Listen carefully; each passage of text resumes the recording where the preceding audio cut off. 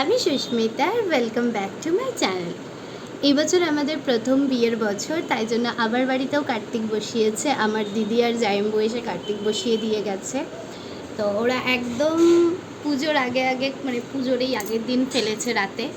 তো এখন আমরা যাবো দশকর্মার বাজারে। আর এই কার্তিক পুজোর বিষয়ে আমার বা অভির কারোর কোনো এক্সপিরিয়েন্স নেই। যেমনটা ব্রাহ্মণ বলেছেন তেমন ফর্দ অনুযায়ী বাজার করা। হ্যাঁ, খুব ছোটোর মধ্যেই করব, কারণ এবছরে আমাদের তেমন আয়োজনও ছিল না, আর খুব শর্ট টাইমের মধ্যে আমরা করছি। তো তোমাদের সাথে আমরা সবটা শেয়ার করব, তোমরা শুধু সাথে থাকো। এখানে আমরা রেডি হয়ে গেছি, এখন যাব দশকর্মার বাজার করতে। ব্রাহ্মণী ফর্দটা দিয়েছেন, তো এই অনুসারেই সব বাজার করতে হবে, প্লাস ভোগের বাজার বাকি আছে। এখানে আমরা দুজন রেডি, কারণ আমি সামলাবো দশকর্মার বাজারটা আর ও সামলাবে ভোগের বাজারটা। প্রথমেই আমরা চলে যাই এটিএমে, কারণ আমাদের ওখানে টাকা তুলতে হতো, আর ওখান থেকে টাকা তুলে আমরা ডিরেক্ট চলে যাই দশকর্মার বাজার করতে।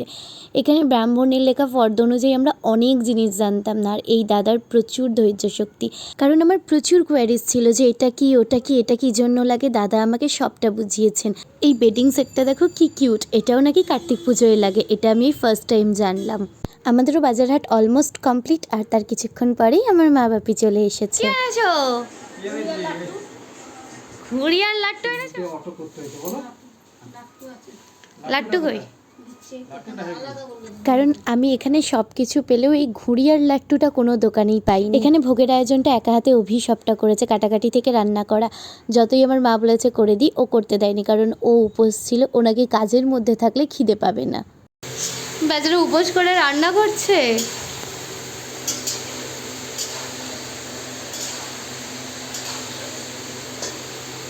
একটু মেনুটা বলে দাও। খিচুড়ি, আলু ফুলকপির তরকারি, চাটনি। বিয়ে করে কেমন লাগছে তোমার? একদম ভালো না? গজব বেজতি। এখানে এসে আমি মাকে দেখাচ্ছিলাম যে দেখো এই টোপরটা আমি ওর জন্য নিয়েছি। টোপরটা পরিয়েও আমি মাকে দেখাচ্ছিলাম যে ওকে দেখতে কেমন লাগছে।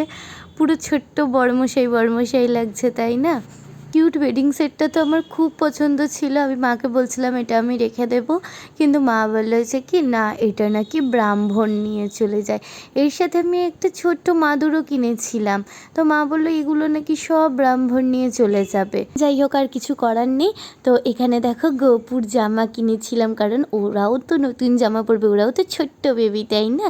আর আজকে ওরা পুরো সেম টু সেম জামা পরেছে, একই কালার একই ডিজাইন, শুধু একজনের সাইজে ছোট আর একজনের সাইজে বড়। এবার যেখানে কার্তিক বসবে আমরা সেই জায়গায় ডেকোরেশনটা করে নিই। এখানে আমি, অভি আর দাদা তিনজন মিলে ডেকোরেশন করছিলাম, আর আমার ভাগনা সেটা ভিডিও করে দিচ্ছিল। আর আমি তো ভেবেই পাচ্ছিলাম না যে কিভাবে ডেকোরেশন করব। তারপরে মাথায় এলো যে পিছনে একটা কাগজ লাগিয়ে চারদিক দিয়ে ময়ূরের পালক এরকম ছড়িয়ে দিলে বেশ দেখতে সুন্দর লাগবে। আর সেদিনকে আশ্চর্যভাবে ময়ূরের পালকগুলোও খুব সুন্দর সুন্দর পেয়েছিলাম। তোমরাও দেখে জানিও যে কেমন লাগছে। আর মাকে দেখাশোনার কাজে রেখেছিলাম, মাকে বলেছিলাম দেখো তুমি শুধু দাঁড়িয়ে যে ময়ূরের পালকগুলো ঠিকঠাক মাপে মাপে লাগছে কিনা, টেরা বেঁকা যেন না লাগে। আর আমার ঘরটা পুরো কচি কাচাতে দিয়ে ভরে গেছে, আমার যে সেটা কী ভালো লাগছে। আর এখানে আমিও রেডি হয়ে চলে এসেছি পুরো লক্ষ্মীমন্ত বউ সেজে। যাই হোক, তোমাদের কেমন লাগলো আমাকে বলো। আর এখানে অনেকটা অ্যারেঞ্জমেন্ট মা মামি দুজনে মিলে কমপ্লিট করে ফেলেছে, কারণ এই দিন ব্রাহ্মণদের খুব চাপ থাকে। তো আমাদের ব্রাহ্মণ বলেছিলেন যে সব কিছু রেডি করে গুছিয়ে একটু রাখতে, উনি এসে পুজো করে দেবেন। কিছুক্ষণ বাদে আমাদের ব্রাহ্মণও চলে এসেছেন, আর উনি ওনার কাজ মানে ঘট বসানো, তারপরে আরও ওনাদের যা যাবতীয় কাজ থাকে সেগুলো শুরু করে দেয়, আর অভি সম্প্রদান করে। এবার আমাদের পুজো শুরু হয়ে যায়।